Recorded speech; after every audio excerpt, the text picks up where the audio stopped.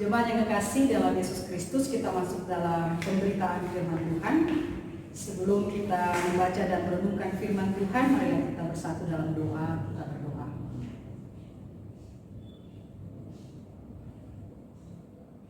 Tenangkanlah hati dan pikiran kami ya Tuhan.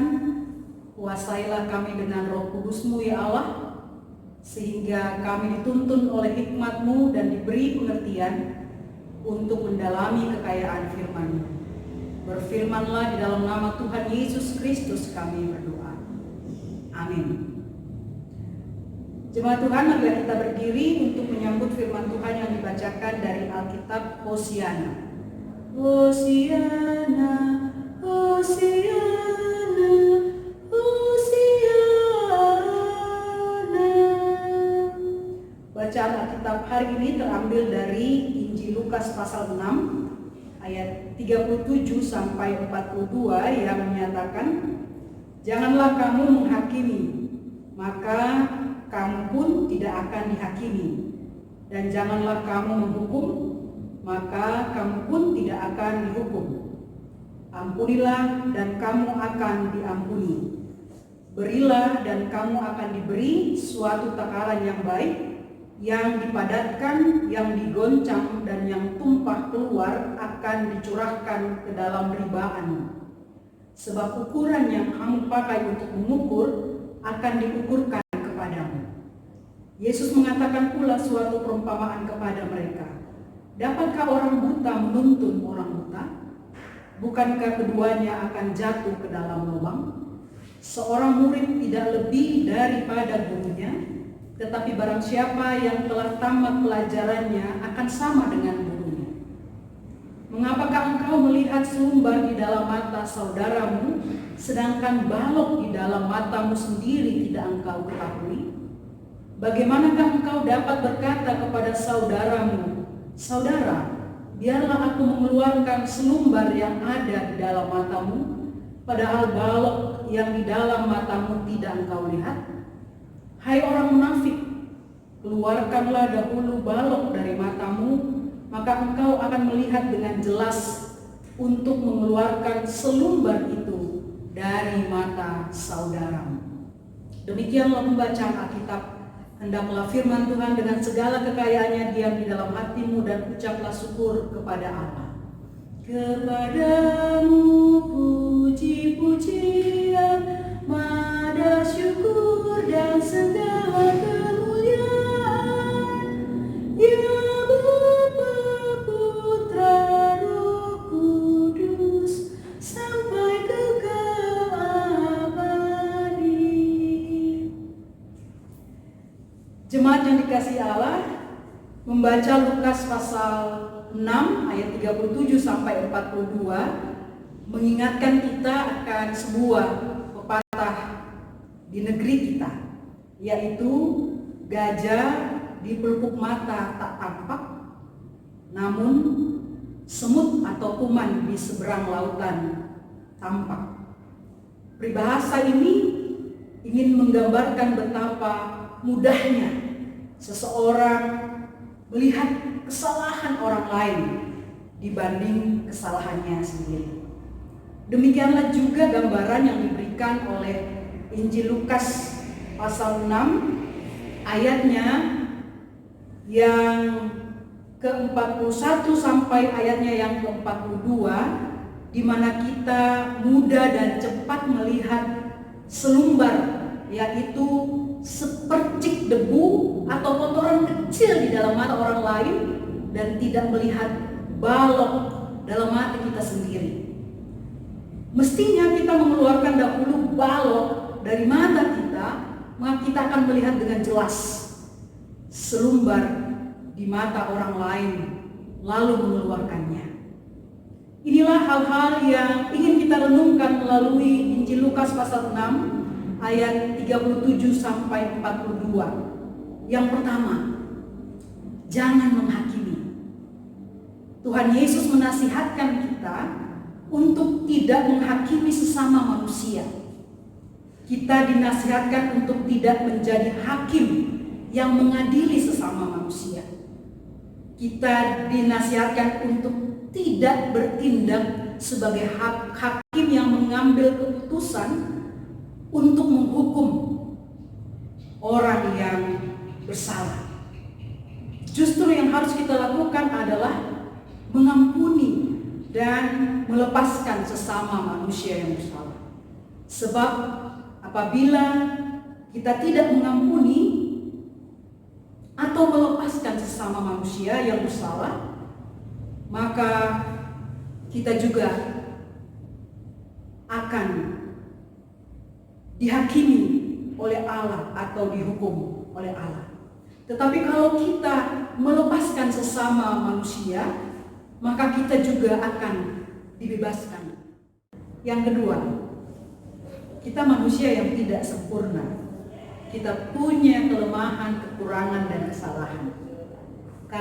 Karenanya Tuhan Yesus memperingatkan kita untuk rendah hati dan tidak sombong.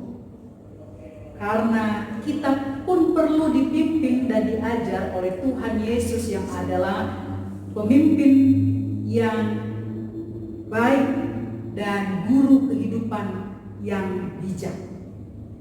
Tuhan Yesus mengajak kita semua untuk meneliti diri sendiri secara kritis, bahwa sangat sulit memandang dan menilai diri kita sendiri secara kritis, seperti orang yang melihat selumbar di mata saudaranya, tetapi tidak melihat balok di matanya sendiri.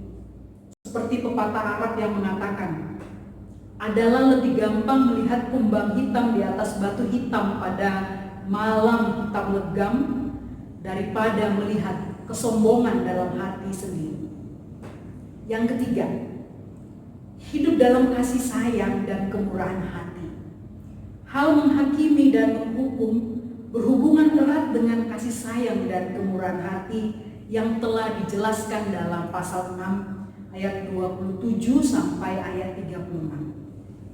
Seperti Allah yang penuh kasih sayang dan murah hati kepada kita dan sesama manusia, maka kita pun sebagai anak-anaknya mesti mempraktekkan kasih sayang dan kemurahan hati kepada sesama manusia, termasuk orang yang membutuhkan pertolongan dan pengampunan. Maka Allah akan memberikan kasih karunia-Nya secara melimpah kepada setiap anak-anaknya yang memberikan pertolongan dan pengampunan berdasarkan kasih sayang dan kemurahan hati itu. Allah tidak pelit dan hitung-hitungan kepada anak-anaknya. Allah akan memberi suatu takaran yang baik, yang dipadatkan, yang diguncangkan, dan yang tumpah keluar.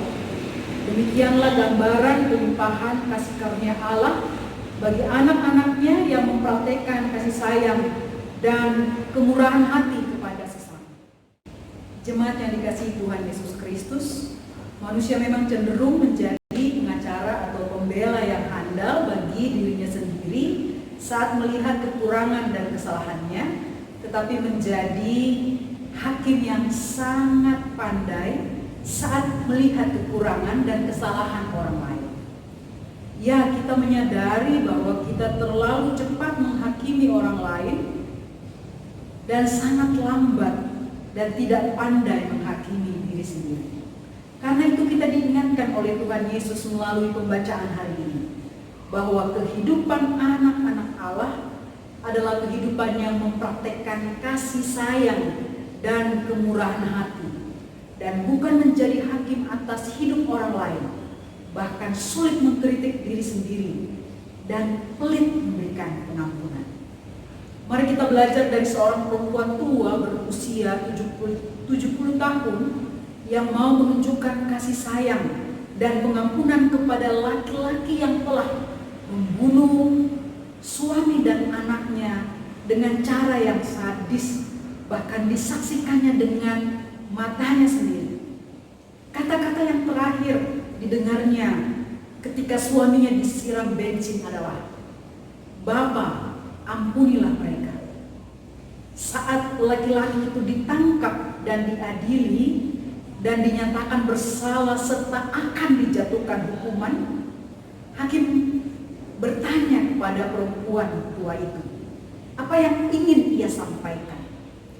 Perempuan tua itu berkata, keluarga saya hanyalah suami dan anak saya. Oleh karena itu, saya ingin laki-laki ini 2 kali dalam sebulan datang ke tempat saya dan melewatkan waktu bersama saya sepanjang hari, supaya saya bisa mencurahkan kasih yang masih ada dalam diri saya kepadanya. Saya ingin dia tahu bahwa saya telah mengampuni dia karena Tuhan Yesus mati untuk mengampuni kita. Begitu juga dengan permintaan suami saya. Oleh karena itu, bolehkah saya meminta seseorang membantu saya ke depan hingga saya dapat memeluk dia dan menunjukkan padanya bahwa dia benar-benar telah saya maafkan.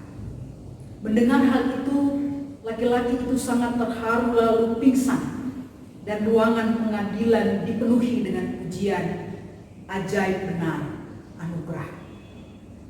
Saudara-saudara yang kekasih dalam Yesus Kristus, mari di tengah-tengah wabah COVID-19 ini kita terus menyebar atau menebar kasih sayang dan kemurahan hati.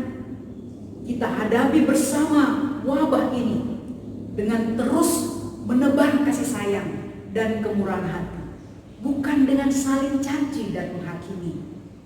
Kita percaya bahwa di mana banyak kasih sayang dan kemurahan hati ada, maka di situ ada kasih karunia Allah yang berlimpah-limpah. Tuhan memberkati kita sekalian. Amin.